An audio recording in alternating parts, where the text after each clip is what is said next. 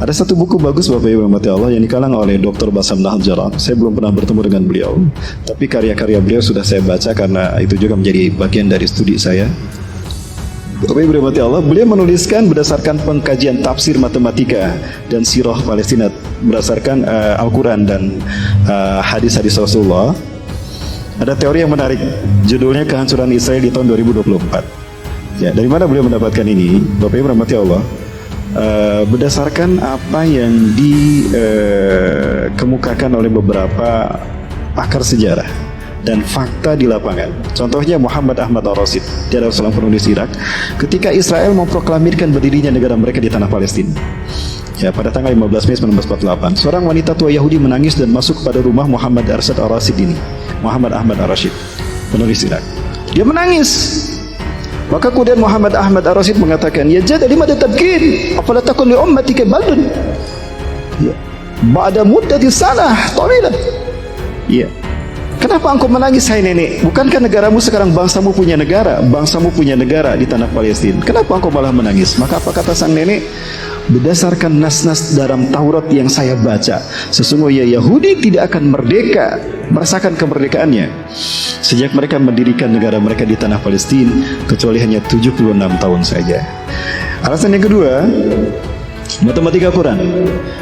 Satu-satunya surat yang memberitahukan tentang kehancuran bangsa Yahudi di dunia, ya, sampai akhir zaman nanti adalah surat Al-Isra ayat keempat sampai ayat ke-8. Nah, ayat keempat dimulai dari ayat keempat sampai ayat ke-8. Kalau Bapak hitung, itu akan terdiri dari 1443 kata, kalimah isim, fi'il, dan huruf. Dalam bahasa Arab ada 3 jenis.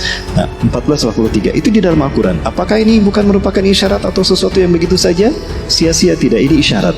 Nah, kemudian pada tahun 1982 Israel dipimpin oleh Perdana Menteri pertama Menachem Begin. Kejam ini. Dia partai radikal di dalam Israel, di perpolitikan Israel. Ketika itu Israel di bawah kepemimpinannya berhasil menginvasi Libanon, meraih Libanon sampai Kona itu berdarah-darah. Ada seorang bayi yang kepalanya hancur, badannya masih utuh. Itu di Kona, perbatasan dengan Palestina.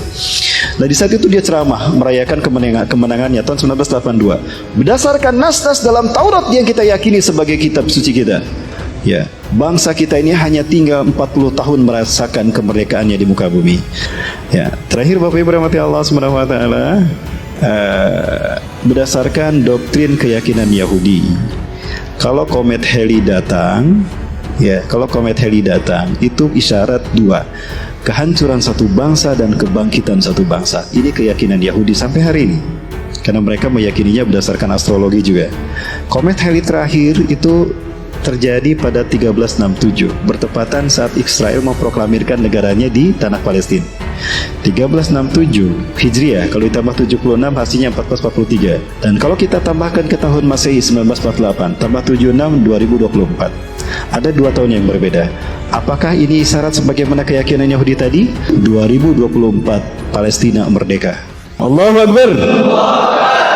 Qala Rasulullah sallallahu alaihi wasallam, "Inna Allah yab'asu min hadhihi al-ummati ala ra'si kulli mi'ati sanah man yujaddidu dinaha." Bapak Ibu, hadis Rasulullah tadi menyebutkan setelah Rasulullah wafat, 100 tahun sekali umat Islam akan memimpin dunia. Ya, akan memimpin dunia. Satu. Kedua, umat Islam akan bersatu di bawah kepemimpinannya. Tidak ada lagi perpecahan, perbedaan madhab, harokah, firqah, dan sebagainya. Tidak ada. Umat Islam ada dalam satu kepemimpinan. Yang ketiga, dunia akan aman sejahtera. Yang keempat, tidak ada penjajahan di muka bumi. 100 tahun satu kali. Saya bertanya Bapak Ibu, kapan abad kejayaan Islam ini menguasai dunia? Terakhir kali sebelum kita. Di zaman siapa? Turki Utsmani. Sepakat Turki Utsmani? Sepakat. Turki berakhir tahun berapa? 1924. Kalau angka 1924, andaikan angka 1924 adalah angka kebangkitan Islam sebelum kita, abad kejayaan Islam berikutnya kapan? 2024. Siap menyambut kebangkitan Islam. Wallahu a'lam. Allahu Akbar. Baik Bapak Ibu rahmati Allah, saya sampaikan sebuah hadis Rasulullah SAW sebelum saya tutup. Rasulullah SAW bersabda begini, Rasulullah bersabda, ini ada hadis dari Sauban di dalam Sahih Muslim Syarah Syekh An-Nawawi. Rasulullah bersabda, Inna Rabbi zawalil arda, sesungguhnya Allah Tuhanku melipatkan bumi ini untukku. Bumi yang tadinya bulat dibikin datar. Hatta ra'aitu masyariqa wa maghriba, sehingga aku melihat kekayaannya terbentang dari timur hingga ke barat dunia. Itulah kenapa barat dinamakan Maroko, timur dinamakan Merauke, untuk menunjukkan bahwa dulu umat Islam 1315 tahun memimpin dunia. Maroko, barat, Merauke, timur. Wa atani al-kanzain, dan Allah memberikan padaku dua pusaka, al-ahmar wal abyad, pusaka merah dan pusaka putih. Wa anna ummati, dan sungguh umatku, sayablugu mulkuha mazawali aminda, umatku akan kembali menguasai dunia di akhir zaman, mulai dari barat sehingga ke timur dunia. Ini yang menjadi semangat bagi bangsa Palestina hari ini. Betapapun mereka dibantai, berapapun mereka disiksa, mereka yakin suatu saat mereka akan merdeka. Karena Rasulullah mengisyaratkan akan ada sebuah bangsa yang akan bangkit memimpin kebangkitan Islam dunia. Dari sekian banyak bangsa yang menerima Islam sebagai negaranya, tinggal Melayu yang belum dipilih Allah untuk memimpin kebangkitan Islam. Dan kami sudah seminar bersama mereka. Saya ikut seminar bersama Bapak sekalian, kami bersatu dalam satu pembahasan tentang pembebasan Palestina. Ada 12 negara hadir. Bahkan Amerika dan Inggris mengirimkan kaum musliminnya, ulamanya hadir. Pertama di Istanbul, kemudian di Jakarta, lalu di Bandung, Jawa Barat. Yang ketiga di Bandung, Jawa Barat. Saya hadir ketika di Jakarta dan juga di Jawa Barat. Apa yang saat itu dikesimulkan? Bahwa keynote speaker yang disampaikan oleh 3 tokoh besar. Pertama, Ketua Rabita Ulama Palestina, Syekh Ali Yaqub Al-Abbasi. Kedua, Imam besar dari Palestina, Masjidil Aqsa, Dr. Yusuf Abu Sunaidah. Dan yang ketiga, Dr. Abu Bakar Al-Wawidah. 3 tokoh ini saya tanya langsung, ya, tentang hadis merah putih yang Rasulullah sebutkan. Apa kata mereka?